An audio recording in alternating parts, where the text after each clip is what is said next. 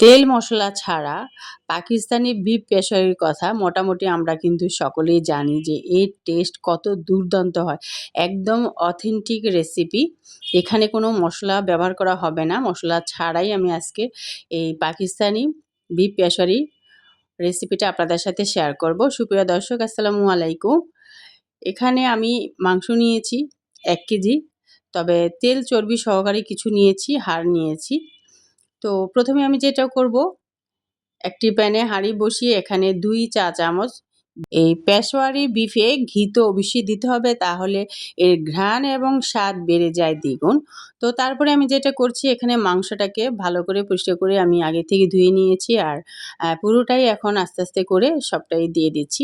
সুপ্রিয় দর্শক, আসসালামু আলাইকুম। যারা আমার চ্যানেলের সাথে শুরু থেকে যুক্ত আছেন তাদেরকে অসংখ্য ধন্যবাদ। আর যারা নতুন আজকে আমার ভিডিওটি রেসিপিটা দেখছেন, তো ভালো লাগলে আমার চ্যানেলকে সাবস্ক্রাইব করে চ্যানেলের সাথে থাকতে পারেন। আর নিত্য নতুন রেসিপিগুলো দেখতে চাইলে সাবস্ক্রাইবের পাশে থাকা অল বাটনে একটা ক্লিক দিয়ে রাখতে পারেন। তাহলে নতুন নতুন যে ভিডিওগুলো আমি আপলোড করব, আপনি চাইলে কিন্তু সেগুলো দেখে নিতে পারেন, কারণ নোটিফিকেশন চলে যাবে যদি ক্লিক দিয়ে রাখেন। আর ক্লিক দিয়ে না রাখলে কিন্তু নোটিফিকেশন যায় না। যাই হোক, আমি এখন যেটা করছি, কিছুক্ষণ আমি বিফটা দিয়ে ৫ মিনিটের জন্য আমি ঢেকে রাখবো। একটু নাড়াচাড়া করে এখন ৫ মিনিট ঢেকে রাখছি। তো ৫ মিনিট পরে আমি ফিরে এসে ঢাকনাটা খুলে নিলাম এবং দেখতেই পাচ্ছেন বিফের গরুর মাংসের কালারটা কিন্তু অনেকটাই চেঞ্জ হয়ে আসছে। তো ঢাকনা উঠিয়ে এভাবে নেড়েচেড়ে দিতে হবে ভালো করে, যাতে লেগে না যায়। তো সেটাই করছি। আর দেখতেই পাচ্ছেন যে কি সুন্দর কালারটা কিন্তু চেঞ্জ হয়ে আসছে, হ্যাঁ? এখন যেটা করব, অন্যান্য যে উপকরণ আমি এটার সাথে দেব সেগুলো একটা একটা করে দিয়ে দিব। তো আমি ঢাকনা উঠানোর পরে আরও ৫-৬ মিনিট এভাবে নেড়ে চেড়ে নিব, যাতে সুন্দর করে কালারটাও চেঞ্জ হয়ে আসে।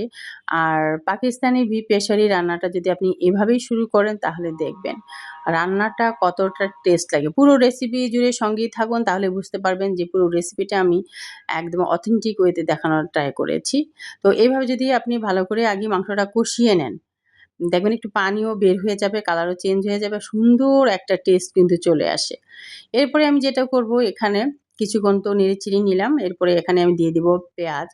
তো এখানে আমি কয়েকটা পেঁয়াজ নিয়েছি, আস্ত পেঁয়াজ, বড় বড় পেঁয়াজগুলো হয় সেগুলো। তো দেখতেই পাচ্ছেন যে প্রথমে আমি পেঁয়াজগুলো দিয়ে নিচ্ছি। এখানে আমি প্রায় হচ্ছে ৫-৬ টা পেঁয়াজ নিয়েছি। তো পেঁয়াজগুলোকে আমি একটা একটা করে চারপাশে ছড়িয়ে দিলাম। তো পেঁয়াজগুলো এইভাবে দেওয়া হয়ে গেলে আমি এখানে দিয়ে দিব হচ্ছে আরও উপকরণ যেগুলো আমি নিয়েছি, একটা একটা করে দিব, সঙ্গে থাকুন। তো এখন দিয়ে দিচ্ছি হচ্ছে টমেটো। তো টমেটোগুলো আমি নিয়েছি ৪ থেকে ৫ টা। ৪ টা টমেটো, আমি ২ টা টমেটো আমি হাফ করে কেটে নিয়েছি, আর ২ টা টমেটো আমি আস্ত দিয়েছি। তো এই যে টমেটো যেটি হাফ করে নিয়েছি, সেই হাফ টমেটোটা আমি আগে দিলাম, এরপর আমি আস্ত ২ টা টমেটো দিয়ে দিলাম। তারপরে দিয়ে দিব এখানে আলু। তো দেখতেই পাচ্ছেন গোল আলু নিয়েছি এবং বেশ মোটামুটি মিডিয়াম থেকে একটু বড়ই হবে এই সাইজের আলুগুলো নিয়েছি এবং আস্ত আস্ত দিয়েছি আলুগুলো। তো একটা একটা করে আমি এভাবে দিয়ে নিলাম। তো দেখতেই পাচ্ছেন এখানে কত সুন্দর দেখাচ্ছে, কালারফুল এবং দেখতেও কিন্তু সুন্দর লাগছে। আর এখন দিয়ে দেব রসুন। এখানে আমি প্রায় ৫ টা রসুন নিয়েছি।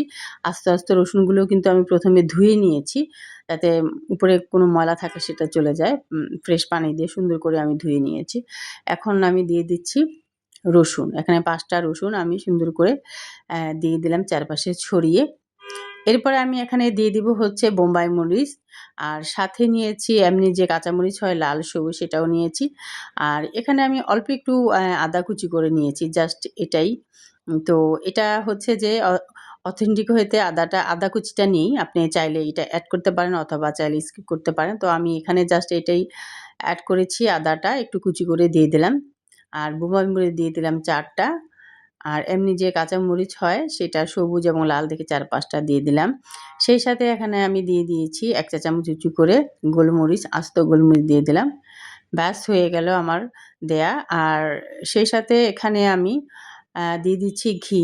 তো ঘি দিয়ে দিচ্ছি ২ চা চামচ, ২ থেকে ৩ চা চামচ দিয়ে দিলাম ঘি। এখানে সবকিছু দেওয়া আমার একদম কমপ্লিট। এখন আমি যেটা করব, লবণ দিয়ে নিব, যেহেতু লবণ দেওয়া হয়নি। লবণ দিয়েছিলাম শুরুতে।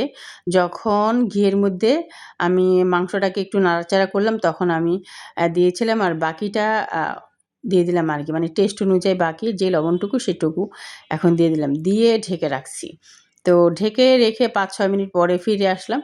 তো ফিরে এসে এখন আমি যেটা করব, নেড়েচেড়ে নিবো ভালো করে। সবকিছু সুন্দর করে মাংসের সাথে যাতে মিশে যায়। যেহেতু মাংসটাও একটু বড়, বড় পিস আছে আর সেই সাথে আমি সবগুলো তো আস্তই দিয়েছি। তো সুন্দর করে এখন নেড়েচেড়ে নিবো আস্তে, আস্তে করে। দেখতেই পাচ্ছেন সুপ্রিয় দর্শক, আমার কালার কিন্তু আস্তে, আস্তে চেঞ্জ হয়ে আসতেছে আমার রান্নার মাংসের কালারটা। আর সুন্দর একটা ঘ্রাণ কিন্তু ছড়াচ্ছে ইতিমধ্যে আমি পাচ্ছি, যেটা আপনারা পাচ্ছেন না।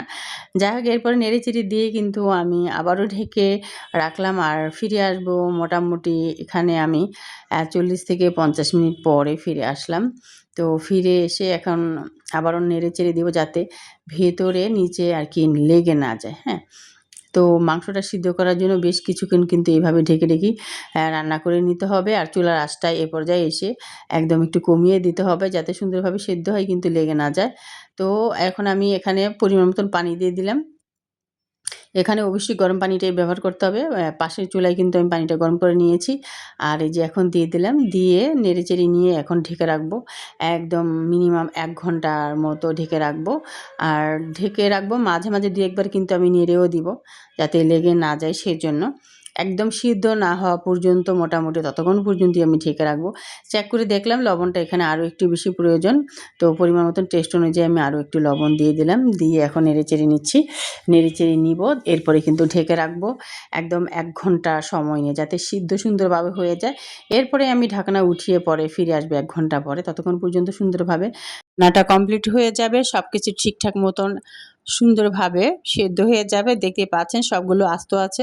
কিন্তু সফট ভাবে কিন্তু সেদ্ধ হয়েছে। আমি আপনাদের সাথে সেটাই শেয়ার করব যে সবগুলো আস্ত আছে, বাট ভেতর থেকে কতটা একটা জুসি এবং সুন্দরভাবে সেদ্ধ হয়েছে যে প্রচণ্ড কিন্তু গরম। যার কারণে কিন্তু আমি আপনাদের সাথে যে হাত দিয়ে দেখাবো সেটা সম্ভব হচ্ছে না। এজন্য আমি এখানে খুন্তি ব্যবহার করছি। খুন্তি দিয়ে উঠিয়ে দেখতেই পাচ্ছেন যে আস্তে করে কিন্তু আলতো হাতে একটু প্রেস করেছি। একদম ২ ভাগ হয়ে গেছে মাশাআল্লাহ। সবকিছু সুন্দর করে সেদ্ধ হয়েছে। আমি এখন রসুনটাও আপনাদের সাথে একটু শেয়ার করব। আর টমেটো দেখানোর কিছু নেই। টমেটো তো এমনিই সিদ্ধ হয়ে যায়। যে মাংসটাও কিন্তু সুন্দরভাবে এই যে দেখতেই পাচ্ছেন কত সুন্দর সফট হয়েছে। ভেতরটা সুন্দরভাবে জুসি হয়েছে আর গ্রান তো অসাধারণ বের হয়েছে। তো এখন রসুনটা আমি আপনাদের সাথে একটু শেয়ার করছি যে রসুনটা কি সুন্দর করে ভেতর থেকে সিদ্ধ হয়েছে। তো হাত দিয়ে দেখাতে হবে, গরম হলেও কিছু করার নাই। এই যে দেখতেই পাচ্ছেন কি সুন্দর করে একদম ভেতর থেকে বের হয়ে যাচ্ছে। তো মোটামুটি সবকিছুই সুন্দর করে সেদ্ধ হয়েছে। গ্রানটা তো অসাধারণ। আর যেহেতু আমি আগেই খেয়েছি, অসাধারণ সেই লেভেলের টেস্ট হয়েছে। তো পাকিস্তানি বিফ পেশারি এভাবে অথেন্টিকভাবে রান্না করে দেখেন কতটা মজা হয়, কতটা টেস্ট হয়। তো শুরু থেকে শেষ পর্যন্ত যারা আমার সাথেই আছেন তারা বুঝতে পারবেন যে মশলা ছাড়া আজকের রান্নাটা কেমন লাগে। আমার কাছে তো ভীষণ মজা হয়েছে, ভীষণ ভালো লেগেছে। তো আপনারা একবার এইভাবে ট্রাই করে দেখেন, অনেক টেস্ট হয়। তো আমার রান্না একদম কমপ্লিট। আমি আজকের রান্না এখানে শেষ। আজকে রান্নাটা আমি সার্ভিসিং ডিশে সার্ভ করিনি। হাঁড়িতেই থাকবে কারণ এখানেই সুন্দর দেখাচ্ছে এবং চুলায় পরবর্তীতে বসাবো, যার কারণে আমি আর সার্ভ করিনি। সুপ্রিয় দর্শক, আজকের রেসিপি কেমন লাগলো অবশ্যই কমেন্ট করে জানাবেন এবং পরবর্তী রেসিপি পেতে অবশ্যই আমার চ্যানেলকে সাবস্ক্রাইব করে রাখতে হবে এবং পাশে থাকা অল বাটনে ক্লিক দিয়ে রাখতে হবে। তো অল বাটনে ক্লিক দিয়ে রাখলে আপনি নিত্য নতুন রেসিপিগুলো কিন্তু আপনার কাছে পৌঁছে যাবে। আপনি চাইলে দেখে নিতে পারবেন। সুপ্রিয় দর্শক, সবাই ভালো থাকেন, সুস্থ থাকবেন। আল্লাহ হাফেজ।